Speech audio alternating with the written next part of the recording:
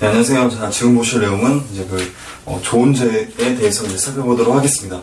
조은제라고 이렇게 나와 있죠? 그래서 이제 조은제가 뭐냐면, 조세를 지방에서 이제 세금이 거치지 않습니까? 이 세금을 중앙으로 운반하는 제도다라고 어른들이 이해하시면 되겠습니다. 자, 그래서 조은제가 이제 나타나게 되는데,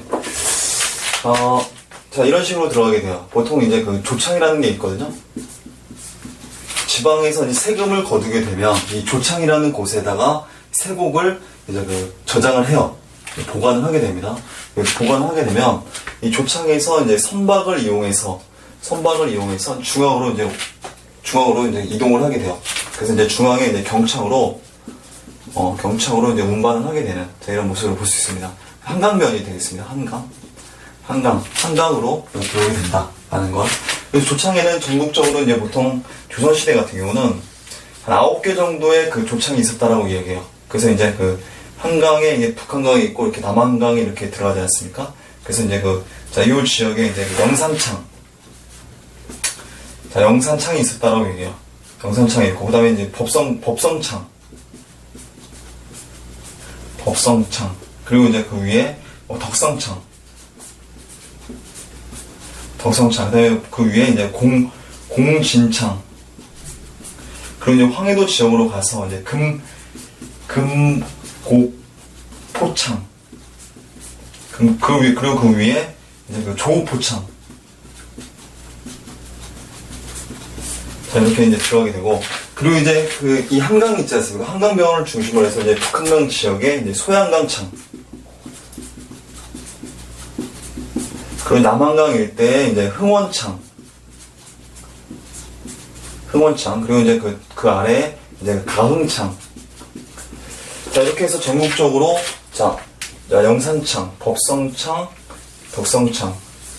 자, 이렇게 해서 전국적으로 9개 정도의 조창이 있었다. 하나, 둘, 셋, 넷, 다섯, 여섯, 일곱, 여덟, 9개. 9개 정도의 조창이 있었다라는 걸 여러분들이 이해하시면 되는데, 이러한 이 창들에서, 이 조창에서 이 중앙으로, 이 서울 지역 있지 않습니까? 서울 지역으로 운반을 하게 되는 거예요. 그래서 이 서울 지역, 요 하루 있지 않습니까? 여기 뭐라고 하냐면, 경창이다. 라고 이야기합니다.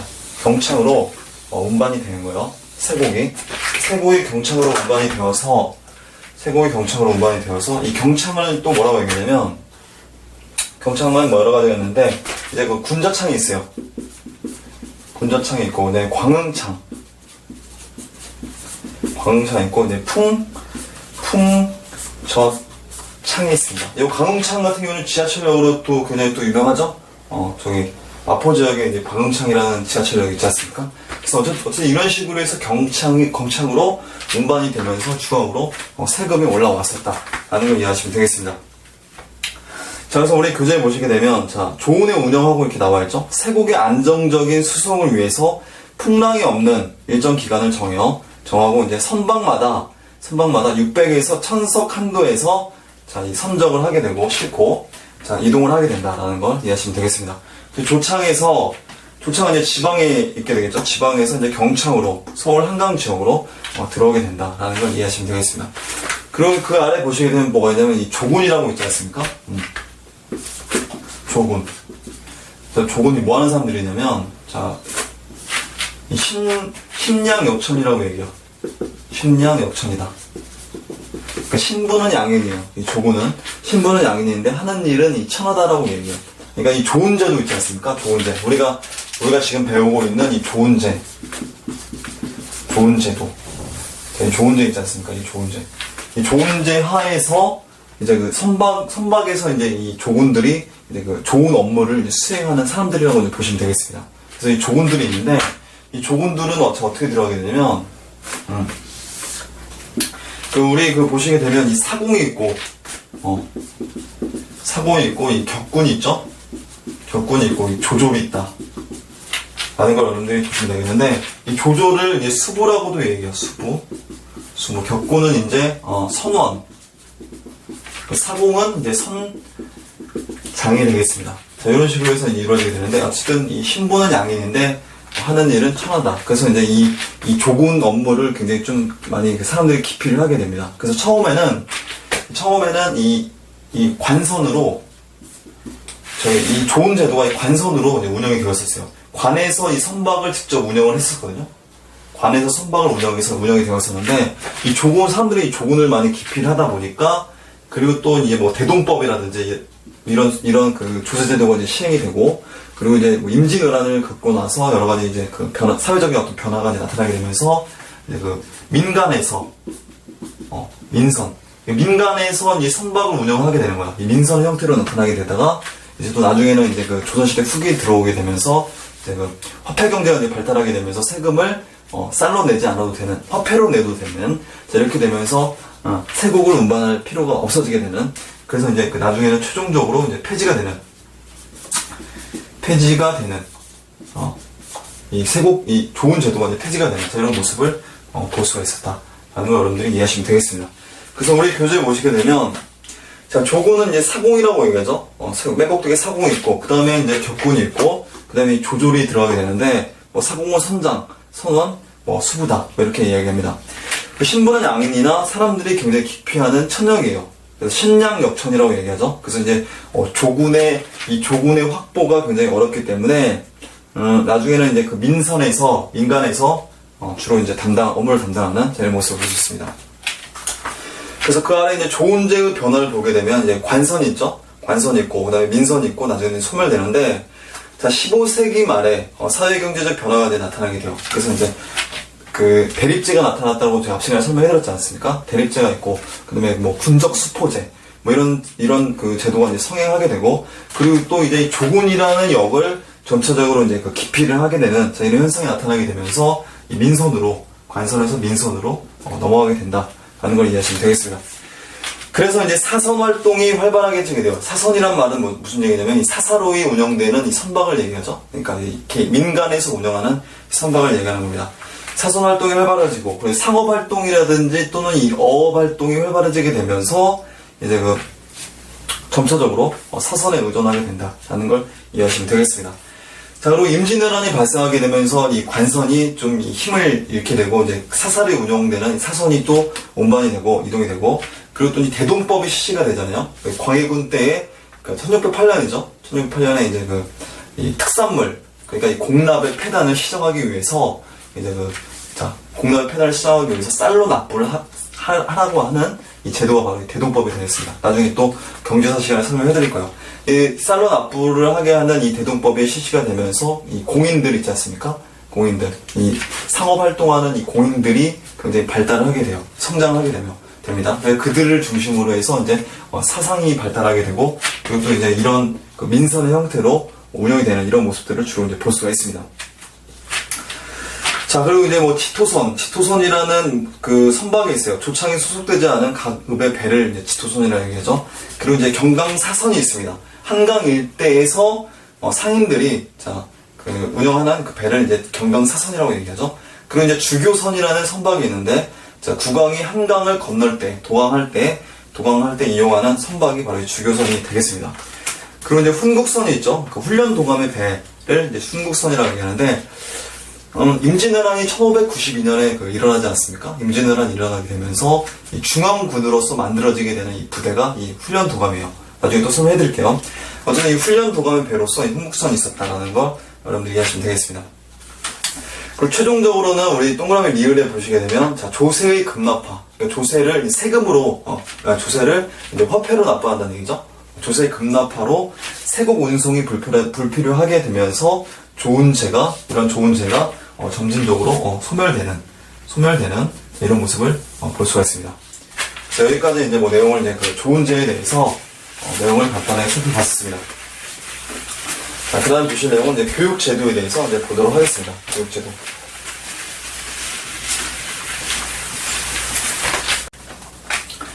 자, 이제 보실 내용이, 자, 교육제도를 이제 보도록 하겠습니다. 자, 이 교육제도에서 보시게 되면, 자, 조선교육의 특징하고 이렇게 나와있죠? 그래서 이제 조선교육이 이제 군현제가 실시가 되면서, 이 군현제가 확대 실시가 되면서, 이 지역 안배를 주로 이제 하게 돼요. 지역 안배. 그러니까 정원지라든지 또 인구 비례. 자, 인구 비례에 따라서 이제 학생 수를 이제 조정하게 되는 이런 모습을 볼 수 있어요. 그래서 이제 우리 교재 보시게 되면, 자, 9년제의 보편적 시행으로 지역 간 정치적인 차별이 이제 축소가 돼요. 그래서 이제 향수 부곡도 이제 소멸되지 않습니까? 조선시대에 와서. 향수 부곡이 소멸되면서 지역 간 차별이 완화가 되고, 그로 인해서 이제 정원제라든지, 또는 이 인구 비례에 따라서 이제 이제 학생 수라든지 또는 관리를 선발하는 이런 모습을 볼 수 있어요. 그러니까 이 문과시험, 과거시험 문과지 않습니까? 문과라고 얘기하는데, 문과 또는 대과라고 얘기하는데, 그 과거시험에 그 예비시험이 있어요. 속과라고 얘기하는데, 이 속과에서 도합 100명, 100명씩 뽑아요. 100명, 100명. 그래서 이제 생원시 100명, 그리고 진사시 100명을 뽑는데, 이게 복시에서 이렇게 뽑게 되고, 이제 초시에서 각각 700명씩 먼저 미리 뽑습니다. 700명씩 미리 뽑는데, 도합 1400명이 되겠죠? 이 1400명을, 자, 지역별 인구 비례로 이제 뽑게 되는 거예요.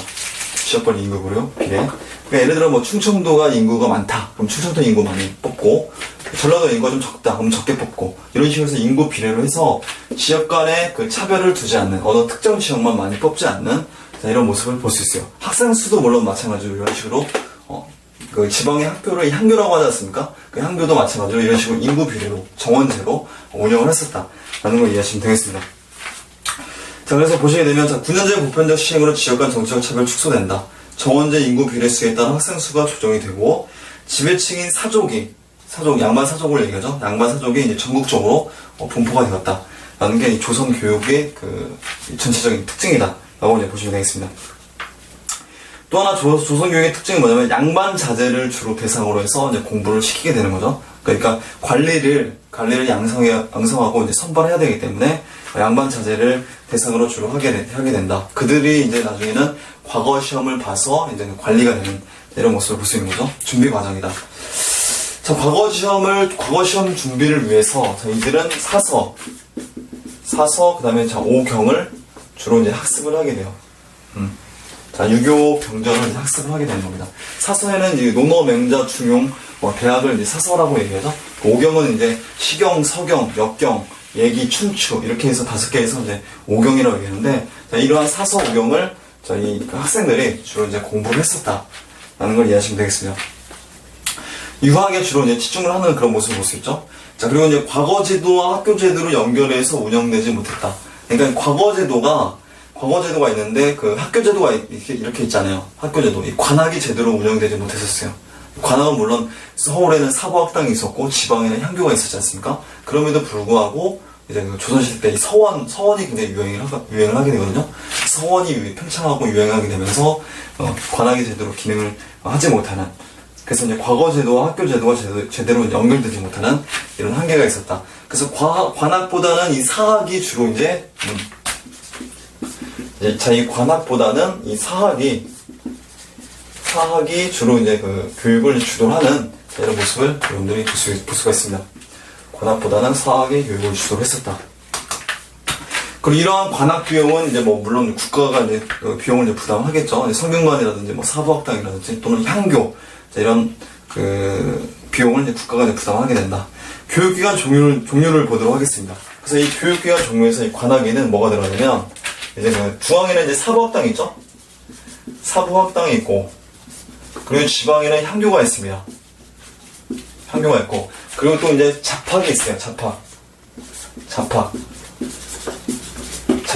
그러니까 기술 학문을 연구하는 그 교육기관이라고 보시면 되겠습니다. 잡학이 있고, 그리고 또 뭐가 있냐면 종학이라고 있어요. 종학. 조선시대 이 세종대왕이 여기 왕족들 있지 않습니까? 왕족들이 굉장히 또 무식했었어요. 공부를 안 해도 되니까. 공부를 안 해도 호의호식할 수 있으니까 이 왕족들을 그래도 기본적으로 왕족이니까 왕족의 신분으로서 어느 정도 유교적인 소양을 갖춰야 되지 않습니까? 그래서 이제 이 종학이라는 이 왕실 이 스쿨을 따로 만들어서 이제 왕족들이 주로 이제 교육을 받는 이런 모습을 볼 수 있습니다. 자, 그래서 이런 식으로 해서 향교, 잡학, 종학, 사부학당 이런 어떤 그 관학이 있었다라는 거. 그리고 저기 성균관이 대표적인 관학이죠. 최고 국립대학으로서 성균관이 있었다. 라는 것도 보시면 되겠습니다. 성균관. 이 사학에는 또 뭐가 들어가냐면, 대표적인 사학이 뭐가 있냐면, 서당이 있어요. 그러니까 쉽게 말하면 지금으로 해석하면 뭐 초등학교 정도? 뭐 보시면 되겠습니다. 서당이 있고, 그 다음에 뭐 서재가 있고, 그 다음에 또 뭐가 있냐면 뭐 서원 있죠? 서원이라든지 또는 뭐 가수. 자, 이러한 그 교육기관이 있었다라는 걸 보시면 되겠습니다. 특히 이 서원 같은 경우는 나중에 조선시대 후기 때에 대해서 굉장히 팽창하게 되거든요. 국립대학이 아니라 이 대학의 기능을 수행하는 그 교육기관이라고 보시면 되겠습니다. 성균관이 있었다, 종학이 있었다. 자, 이런 정도 이제 보시면 되겠습니다. 자, 그래서 그 밑에 이제 또 보시게 되면 이제 초중급 인문교육하고 이렇게 나와있죠? 초중급. 그러니까 초중급 인문교육으로서 이제 서당이 있었다라는 거. 서당에는, 이 서당의 그 선생을 뭐라고 하냐면 훈도라고 얘기해요, 훈도가 있고, 이 접장이라는 사람이 있어요. 이게 선생을 훈도라고 얘기하고, 접장은 뭐냐면 학생들 중에서 어느 정도 학식이 있고, 좀 나이가 있는 사람을 이 접장으로 뽑아서 이 접장이 아이들을 이제 가르치는 이런 모습을 볼 수 있어요. 초보적인 유학을 가르치는 기관이 서당인데, 뭐 동몽선습이라든지 뭐 이 소학이라든지 뭐 이런 학문을 이제 교육을 받았다라고 이제 보시면 되겠습니다. 그래서 이제 7, 8세 정도에 그 입학을 해요. 이 서당에. 그래서 이제 초보적인 학문과 유학을 일으켰다. 여기보다 이제 좀 더 이제 그 발달된 이 중등 교육기관으로서 이제 사부학당이 또 있지 않습니까? 이 사부학당 같은 경우는 이제 서울에 이제 설치가 되었었다. 정원이 100명이에요. 정원이 100명이고, 송학과 사서. 그러니까 이 사설 얘기죠. 논어명작 중용대학. 이런 사설을 이제 주로 이제 공부를 했었다. 그리고 이 사부학당의 중요한 특징이 뭐냐면, 이 성균관에 들어갈 수 있는 시험이 있어요. 이 승보시라고 얘기해요. 승보시. 원래 이 성균관은 이 과거의 예비시험, 그러니까 대과의 예비시험인 이 속과에 합격을 해야만이, 속과인 뭐 생원과나 진사과에 합격을 해야만이 이 성균관에 들어갈 수 있는 자격이 주어지게 되거든요. 근데 이 속과에 합격을 하지 않아도 사부학당의 학생들은 이 승보시, 사부학당에서 시험을 보는 이 승보시에 합격을 하게 되면 성균관에 들어갈 수 있는 자격이 주어지게 된다. 라는 것도 이해하시면 되겠습니다. 속과에서 100명씩 뽑잖아요. 생원 진사를 100명씩 뽑는데, 결혼이 발생했을 시에, 예를 들어 뭐 20명 결혼이 발생했다. 여기도 20명 결혼이 발생했다. 그 40명을 이 승보시를 뽑는 거예요. 예를 들면. 알겠죠? 자, 이런 식으로 들어가게 되고. 자, 다음 페이지 넘어가도록 하겠습니다. 다음 페이지 보시게 되면, 성균관이 나와있죠? 자, 문과시험을 준비하기 위한 조선시기 최고의 교육기관이 성균관이 되겠습니다. 자, 목적을 보시게 되면 주작 이념 보급의 근거지와 국가 관료를 양성하는 이 관료 양성소가 바로 이 성균관이 되겠습니다. 연령 제한은 없습니다. 그 문과 초시 자격이 주어지기도 합니다. 그래서 이제 원점 300점 획득시라고 나와있죠? 이게 뭐냐면 출석 점수예요. 출석 점수를 획득하게 되면 문과 초시에 응시할 수 있는 자격이 주어지게 된다. 문과에는 초시, 복시, 전시 3단계로 이제 구성이 되어 있거든요. 어쨌든 나중에 또 설명해드릴게요. 과거 시험과 관련해서는 그 밑에 나와 있는데, 처음에는 이 성균관의 이 정원이, 성균관의 정원이 처음에는 한 150명 정도였어요. 우리 교재에는 뭐 200명으로 되는데 150명이었다가 한 200명으로 늘어나게 돼요. 그러다 이제 조선시대 후기에 와서 이게 숫자가 좀 감소되면서 100명 정도로 감소되는, 100여 명 정도로 감소되는 이런 모습을 볼 수 있습니다. 자, 성균관의 각종 시험에서 우수한 성적을 거둔 자에게는 문과 초시, 복시, 전시에 합격하게 되는 이런 특전이 주어지게 된다. 그러니까 성균관에서만 특수하게 보는 시험이 있어요. 그 시험을 뭐라고 얘기하냐면 알성시라고 얘기합니다. 보통 과거 시험에서 보는 정시, 그러니까 정규 시험을 이제 식년시라고 얘기하거든요. 식년시. 3년에 한 번씩 보는 이 정기 시험이에요. 3년에 한 번씩 보는 정기 시험인데, 알성시는 이제 부정기 시험이죠. 부정기 시험인데, 성균관 유생들을 대상으로 보는 시험이 되겠습니다. 그래서 성균관 유생들은 아무래도 과거에 합격할 기회가 좀 더 많다라고 볼 수 있죠. 어떻게 보면 성균관에 있는 이 공자를 배알하기 위한 그런 어떤 의도에서 이 알성시를 하게 된다. 자, 이렇게 되겠다라는 거. 이게 특전이 있었다는 거 이제 보시면 되겠고, 그 다음에 향교를 보도록 하겠습니다.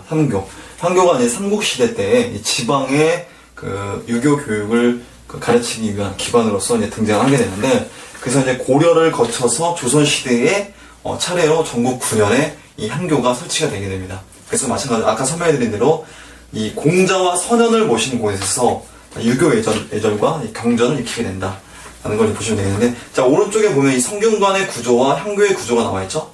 그래서 향교 같은 경우는 어떻습니까? 가운데 이제 그 명륜당이라고 해서 강의실이 있어요. 강의실이고 그 앞에 이제 대성전이라고 해서 공자의 위패를 모시는 곳이 있습니다.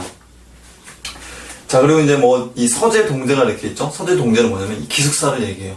그래서 이제 학생들이 여기서 이제 숙식을 하는 이런 모습을 볼 수가 있죠.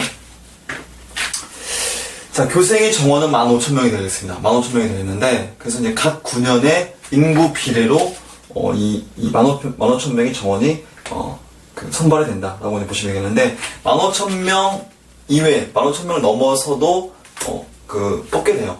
그걸 뭐라고 하냐면 애괴생이라고 얘기해요. 정원 이외의 학생이다. 그래서 애괴생이라고 얘기합니다. 정원 이외의 학생들이 그래서 존재를 했었다라는 것도 향교의 특징이다라고 보시면 되겠습니다. 자, 성적 우수자에게는 이 생원 진사 시험의 초시를 면제를 하게 되고, 성적 미달인 악강생은 군역 충당이 있었지만 실질적으로 거의 면제가 되었다. 그러니까 이 향교에서 이제 공부를 하는 학생들은 학생이기 때문에 군역에서 이제 면제를 받게 되는 거예요. 면제를 받게 된다. 근데 여기 뭐 낙강생은 뭐 군역 충당이 있었지만 실질적으로 거의 면제를 받는다고 하는데, 어쨌든 이 향교가 이 군역의 면제의 수단으로서 주로 이제 활용이 되는 그런 모습을 볼 수 있어요. 자, 죽을 때까지 계속해서 이 학생 신분으로서 군대는 이제 면제를 받게 되는 겁니다. 자, 향교가 그래서 세트가 되는데, 양반들은 주로 이제 그 향교보다는 이 서원에 주로 많이, 사학이 서원에 많이 들어가게 되면서, 이런 향교 같은 경우는 이제 그 일반 양인들 있지 않습니까? 일반 양인들이 향교를 주로 많이 입학을 하는 이런 모습을 볼 수 있어요. 자, 군역 문제와 관련해서 9년의 교생 수가 이제 계속해서 증가하게 돼요. 여길 들어가게 되면 군대를 안 가도 되지 않습니까? 그래서 이제 교생 수가 계속해서 증가하는 이런 모습을 볼 수 있죠. 그래서 정상적인 이 교육의 기능은 상실하게 되었다. 그렇지만 지방의 어떤 일반 양인들, 일반 백성들의 어떤 그 초보적인 어떤 유교 교육을 실시를 함으로 인해서 그들의 어떤 그 교화의 수단으로서, 교화의 기능으로서 강화되는 이런 모습을 볼 수가 있습니다. 자, 그 다음에 그 밑에 보시게 되면 또 이 기술교육이 나와있죠. 기술교육은 주로 이제 그 중인들이 담당을 했었어요. 중인들. 그래서 이제 조선시대가 들어오게 되면서 문무양반제가 이제 확고하게 이제 자리를 잡게 되는데, 그렇게 되면서 이 잡학이 이제 좀 철시가 되는, 자, 이런 모습을 볼 수 있어요. 그래서 이제 문반이라든지 또는 무반의 위상이 좀 강화되는데, 이 반에서 이 잡학은 좀 천시되었다. 그래서 이제 일반 양반들보다는 이 중인들이 주로 이제 응시를 했었다, 공부를 했었다라는 걸 보시면 되겠습니다. 잡학을 그래서 보시게 되면 해당 관청에서 시행을 하게 돼요. 해당 관청, 뭐 사역원이라든지 뭐 전의감 이런 관청들이 해당 관청이 되겠죠. 사역원에서는 그래서 역학을 시합니다. 역학. 외국어를 배우는 학문이에요. 역학. 사역원에서 역학이 실시가 되었었다. 그리고 이제 의학은 이제 그 전의감이라든지 또는 해민서에서 이 의학을 담당했었다. 그 다음에 음양학은 이제 관상감에서, 그 다음에 산학은 호조에서, 유학은 이 형조의 고율사라는 이 기관이 있어요. 형조에 속해 있는 이 고율사라는 기관에서 자, 이 유학을 담당했었다. 그리고 이제 도학은 이 그림 도자를 얘기하죠. 그림 그리는 학문을 얘기하죠. 도학은 이 도화원에서, 이 도화원이 나중에 도화서로 이제 개편되는데, 어쨌든 이 도화원에서 이 도학의 업무를 수행했었다. 도학을 담당했었다. 그리고 오른쪽에 있는 도학은 이 도교의 도학을 이야기하는 거예요. 도교의 도학. 그래서 이제 소격서라는 기관에서 이 도학의 업무를 이제 담당했었다. 도교의식의 행사를 거행하는 이 기관이 바로 이 소격서가 되는데, 나중에는 이 조광조, 조선 중종태죠. 조광조에 의해서 이 소격서가 혁파가 되는 그런 모습도 볼 수가 있습니다. 나중에 또 설명해 드릴 거예요. 그다음에 악학이 있습니다. 악학은 이제 음악과 관련된, 음률과 관련된 학문을 얘기하죠. 근데 이 장학원에서 음률과 관련된 사무를 담당하는 이 장학원에서 이 악학을 담당했었다라는 걸 보시면 되겠습니다. 그리고 이제 의학, 율학, 역학이 있죠. 의학, 율학 이런 역학이 있는데 지방에서도 교육을 했었다. 자, 의학과 율학 같은 경우는 모든 9년에서 교육을 했었으나 그렇게 뭐 확대 실시가 되지는 않았었다라고 얘기해요. 부진했었다. 그리고 이제 중요한 특징이 이제 역학이 되겠는데, 역학은 외국어라고 말씀드렸었죠? 역학이 외국어가 되는데, 남부지방 같은 경우는 아무래도 일본과 가깝지 않습니까? 그러다 보니까 이 경상도 같은 경우는 이 외학이 발달해요. 역학에서 남부지방 같은 경우는 이제 외학이. 경상도의 삼포 지역 같은 경우는 외학이 발달하게 된다. 그리고 이제 북부지방 같은 경우는, 평안도 같은 경우는 뭐 한학이라든지 또는 여진학. 이건 이제 평안도 지역이죠. 평안도 지역. 그 지리적 특성에 맞게 자기가 국경과 가까운 지역과 특성에 맞게 이런 식의 학문들이 발달하게 된다 하는 걸 이해하시면 되겠습니다. 지방 특성을 고려해서 한학과 여진학은 평안도에서, 외학은 경상도 삼포 지역에서. 자, 그리고 이제 조선의 잡학 정책을 보시게 되면 유학 중심이에요. 아무래도 유학 중심이 되겠죠. 잡학 교육은 그래서 좀 부차적이었다. 양반 자제들의 잡학 학습 깊이 이유는 아무래도 이제 조선시대 문무 양반제가 이제 확립이 되면서 이 기술학을 천시하는 그런 풍조가 나타나게 되죠. 자, 유교의 기술직이 천시된다. 조선 초기 지배 신분이 이제 분화되면서 문무 양반제가 어느 정도 확립이 되면서 서얼이라든지 또는 중임, 향리라든지 일반 양인 계층들이 주로 이제 잡학 교육을 받았었다라는 걸 여러분들이 이해하시면 되겠습니다. 자, 여기까지 해서 이제 교육 제도에 대해서 이제 간단하게 살펴봤는데, 자, 이제 보실 내용은 과거 제도 및 관리 임용 제도에 대해서 보도록 하겠습니다. 자, 그래서 이제 과거 제도 및 관리 임용 제도에 대해서 이제 보도록 하겠습니다. 과거 제도에 문과가 있고, 그 다음에 무과도 있고, 잡과도 있고, 이렇게 들어가게 되는데, 다음 페이지, 우리 페이지에 보시게 되면 문과가 있죠? 그리고 다음 페이지에 넘어가시게 되면, 자, 이 무과도 있고, 이 잡과도 이렇게 들어가게 됩니다. 자, 그런데, 일단 문과가 이렇게 들어가게 되죠? 문과가 있고, 그리고 이제 무과가 있지 않습니까? 무과가 있고, 그리고 이제 잡과가 들어가게 되는데, 이 문과 같은 경우는 뭐라고 얘기하냐면 대과라고도 얘기해요. 대과라고 얘기하는데, 문과 같은 경우는 예비 시험이 있습니다. 이 두 개의 시험은 예비 시험이 없는데, 이 문과 같은 경우는 예비 시험이 있어요. 그 예비 시험을 뭐라고 하냐면 속과라고 얘기합니다. 속과. 이 속과에 합격을 해야만이 이 대과를 시험을 볼 수가 있는 거예요. 자, 그런데 이 속과 같은 경우는 선발 인원이 생원시가 있고요. 그리고 이제 진사시가 있어요. 진사시. 생원시에는 이제 100명, 진사시에 100명. 이렇게 해서 도합 200명을 선발하게 되는데, 초시가 있고, 그리고 이제 초시 합격하게 되면 이제 복시가 들어가게 됩니다. 복시가 들어가게 되는데, 초시는 이 지방에서 시험 봐요. 지방에서 시험 봐서 향시라고도 하는데, 그 초시는 1,400명을 선발하게 됩니다. 근데 생원 700명, 진사 700명에서 1,400명을 뽑게 돼요. 이거를 인구 비례로 선발하게 됩니다. 지역별로. 알겠죠? 인구 비례로 뽑아서 1,400명이 이제 중앙에 올라와서 중앙 예조에서 복시를 시험을 보게 되는데, 그래서 이 복시에서 최종적으로 선발되는 인원이 200명이 선발이 되는 거예요. 생원 100명, 진사 100명. 진사는 이 고려시대 때의 그 명경과 있지 않습니까? 명경과가 이제 생원시라고 보시면 되겠고, 그 고려시대 때의 이 제수럽이 바로 이 진사시라고 보시면 되겠습니다. 알겠죠? 고려시대 때는 이 제수럽이 좀 우대가 되었었는데, 조선시대 또 전체적으로 조선시대 후기 쪽으로 들어오면서 이 생원시가 비교적 좀 우대되는 이런 모습을 볼 수 있는데, 어쨌든 이 생원 같은 경우는 이 합격을 하게 되면 백패를 수여를 받게 돼요.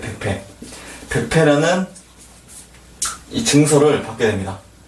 백패라는 증서를 받게 되면서 이제 지방의 하급 관리라든지 하급 관리로 임용이 되거나, 또는 이 성균관에 들어갈 수 있는 이 특전이 주어지게 되는 게 이 속과 합격생이에요. 아시겠죠? 그래서 이제 성균관에 들어가지 않고 지방에서 하급 관리로 계속해서 남아서 이제 근무를 하는 사람들이 있기도 하는데, 그들은 이제 진사라고도 얘기했습니까? 그래서 최진사 땡 셋째 딸 이런 표현 많이 쓰잖아요. 그리고 되게 허생원 이런 표현도 많이 쓰지 않습니까? 그래서 이제 허생원이 있었고 최진사가 있었고 그런데 어쨌든 이 하급 관리가 되기도 하고, 이제 중앙에 올라가서 이제 성균관에 입학을 해서 대과의 시험을 볼 수 있는 그런 자격이 주어지기도 하는 되는 모습을 볼 수 있어요.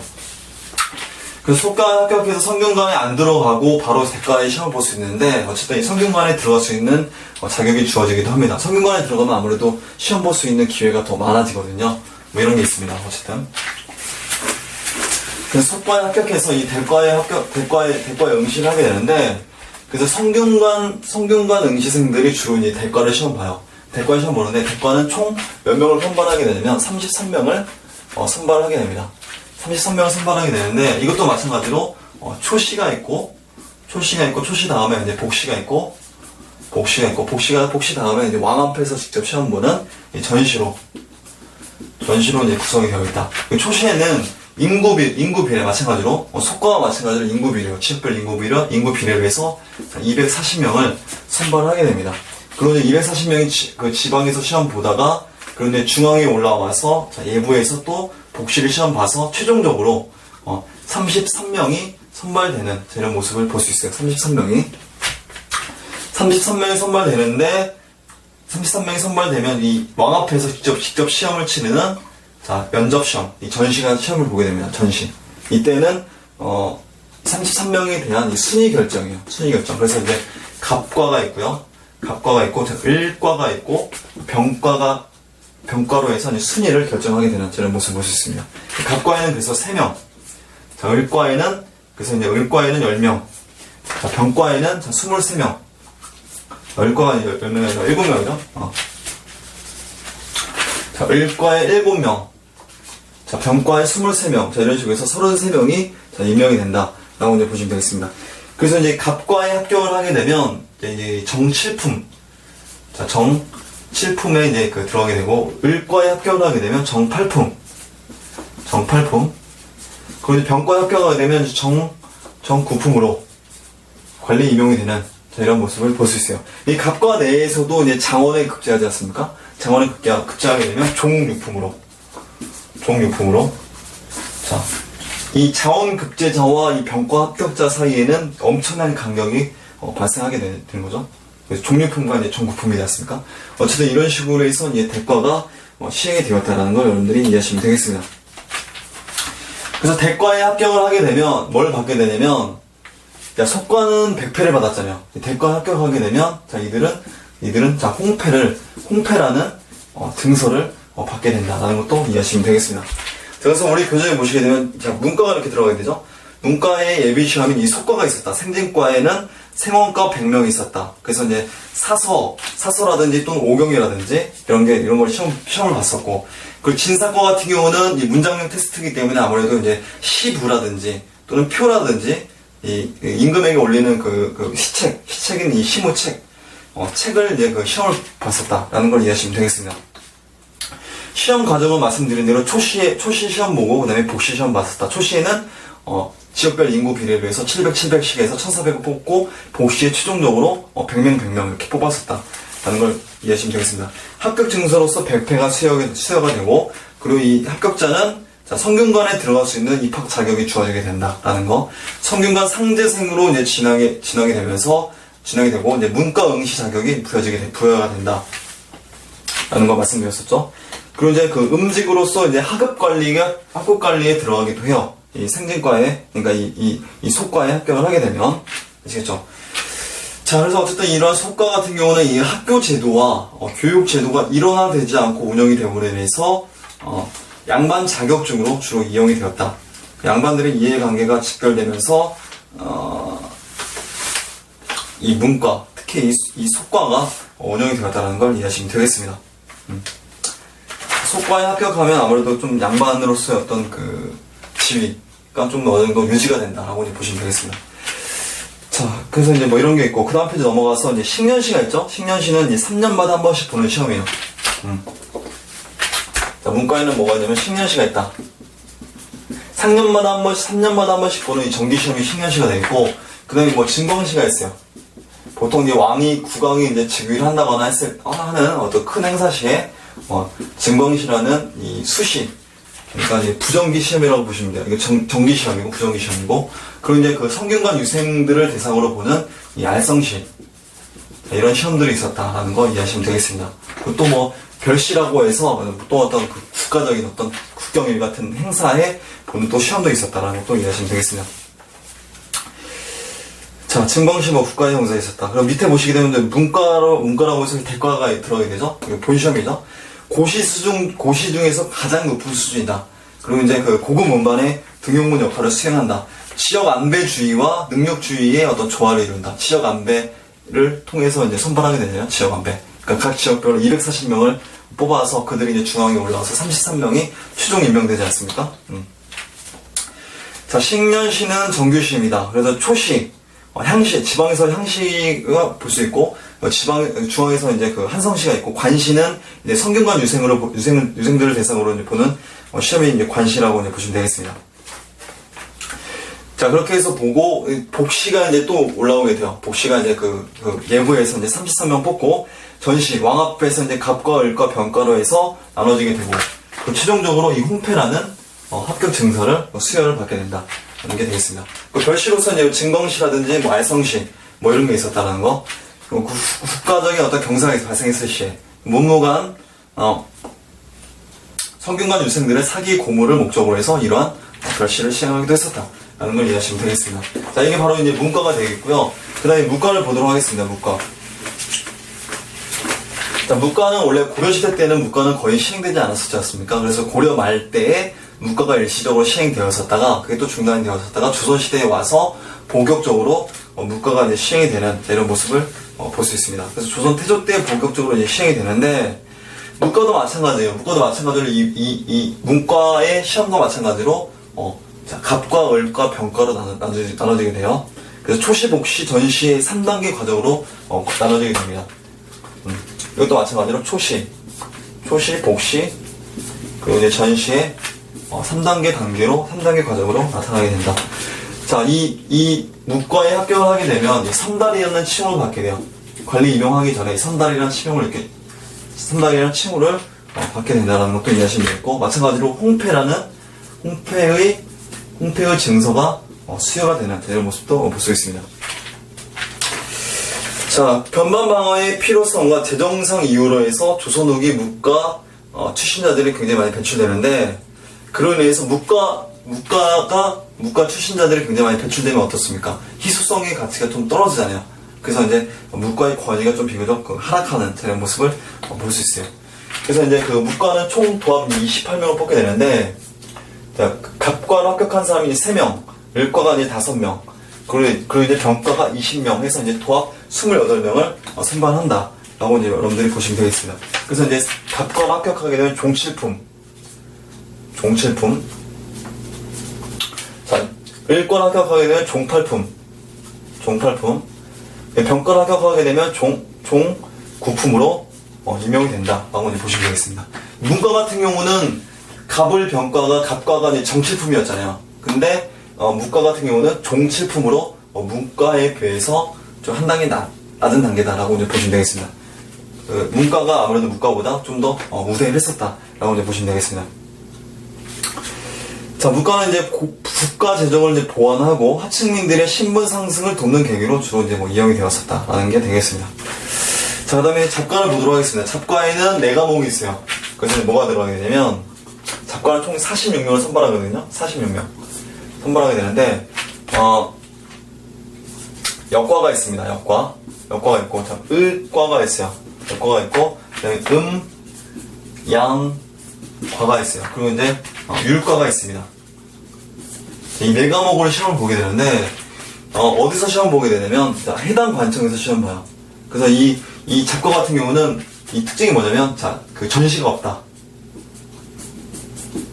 자, 초시하고 복시에 걸쳐서 이제 시험을 보게 되는데, 이 역과는 이제 어디서 시험 보게 되냐면, 해당 관청에서 시험 봐요. 역과, 을과라든지, 음영과라든지, 율과 같은 경우는 해당 관청에서 시험 보게 되는데, 역과 같은 경우는 어디서 시험 보게 되냐면, 이제 그 사역원에서, 외국어 시험 보는 거예요. 사역원에서 시험 보게 되고, 을과 같은 경우는 이제 전이감에서. 음양과 같은 경우는 이제 그 관상감에서, 율과는 이제 형조에서 각각 시험을 본다. 그러니까 해당 관청에서 시험을 본다라고 이제 보시면 되겠습니다. 작가 같은 경우는 46명이 선발한다. 자, 전시는 없고, 자, 초시와 복시만 있다.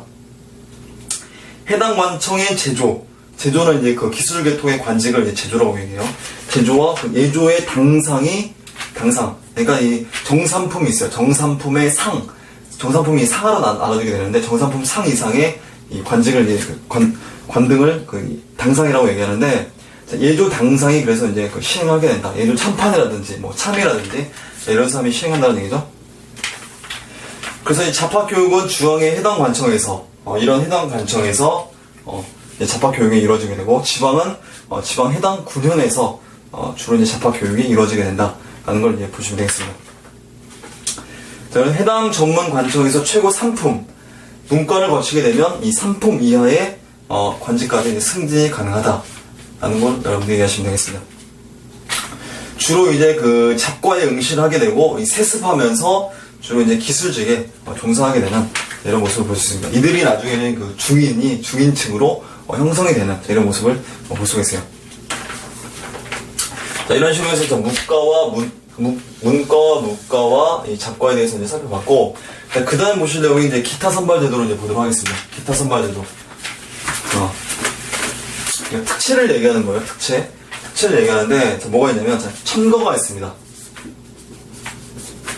자, 천거가 있고, 그 다음에 또 뭐가 있냐면, 현량과가 있어요. 현량과가 있고, 그 다음에 자, 음서. 조선시대 때는 이제 문음이라고도 보통 얘기하는데, 자, 이런 식의 관리 등용 방법이 있었다는 거, 이 특채를 얘기하는 겁니다. 특채. 알겠죠? 이 문음 같은 경우는 이 천거 같은 경우는 뭐냐면, 이 명망 있는 사람들을 추천하는 거예요. 추천해서 그들을 이제 관리에 임명시키게 되는데, 보통 현직 관리를 주로 이제 천거를 했다라고 얘기해요. 천거가 있었다. 추천제도다. 추천한다. 그리고 현량과 같은 경우는 조선 중종 때에 이 조광조의 건의를 받아들여서 이 현량과가 실시가 되는데, 이 천거 제도와 그리고 이제 이 과거 제도가 일정 정도 섞였다라고 이제 보시면 돼요. 그래서 이제 이거는 천거와 이제 과거가 좀 어느 정도 섞였다라고 이제 보시면 되는데, 어쨌든 이 지역의 각 지방에서 명망 있는 사람들을 인품 있고 좀 그 훌륭한 사람들을 이제 천거를 추천하지 않습니까? 추천하게 되면 그들이 이제 중앙을에 올라와서 따로 시험을 보게 돼요. 그 시험을 보게 되면서 이 현령과로서 이제 그 관리에 임용이 되는 이런 모습을 볼 수 있습니다. 자, 청구는 그래서 우리 교재에 보시는 고관의 추천과 간단한 시험을 통해서 관직에 등용된다. 조선 후기 살림 세력의 어떤 그 기용이 된다. 그 현량과는 이 조선 중종 때죠. 천거제와 과거제가 혼합이 되면서 조광조 등의 살인파 세력들이 조선 중종 때에 이걸 주장을 해서 이제 시행을 했었다. 자, 음서는 이제 고려에 비해서 좀 축소가 되죠. 음서는 이제 그 2품 이상이에요. 2품 이상의 고위관리의 자재근처 안에서 축소가 되었다. 고려 같은 경우는 5품 이상이었지 않습니까? 그만큼 이 조선시대 같은 경우는 이 관료제적인 어떤 특성이 굉장히 많이 나타난다라고 이제 보시면 되겠습니다. 그러니까 고려시대 때는 음서가 있었죠. 음서. 그리고 이제 과거가 있지 않습니까? 과거. 조선시대 때는 음서보다는 이 과거가 좀 더 비중이 높은 그런 사회다라고 여러분들이 이해하시면 되겠습니다. 자, 그리고 또 뭐가 있냐면 취재가 있어요. 취재는 이 하급 관리를 뽑는 그 시험이라고 보시면 돼요. 간단한 시험을 통해서 하급 실무직에 이제 주로 임명을 하게 되고, 그 다음에 또 이과가 있습니다. 이과는 설이라든지 향리라든지 아전을 뽑는 이과가 있었다. 그 다음에 도시라는 게 있습니다. 매년 봄과 가을 때에 시행이 되는데, 중앙군의 그 직업 군인으로서 이 갑사라고 있었다고 설명해 드렸지 않습니까? 갑사를 보충한다 라고 이제 보시면 되겠고, 그 다음에 중시가 있습니다. 중시라는 시험이 있는데, 당하관 이하의 문무관료를 대상으로 해서 10년마다 열린 그 정기 승진 시험이다 라고 이제 보시면 되겠습니다.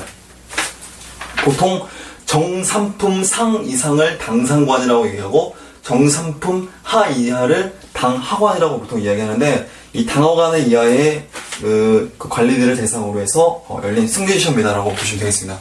근데 문반 승진 시험이 또 있어요. 문신 월가법이 있습니다. 문신 월가법이 있고, 그 다음에 문신 전강이라는 그 승진 시험이 있다. 그 밑에 그 각주가 나와있죠. 여러분들 한번 읽어보시고요.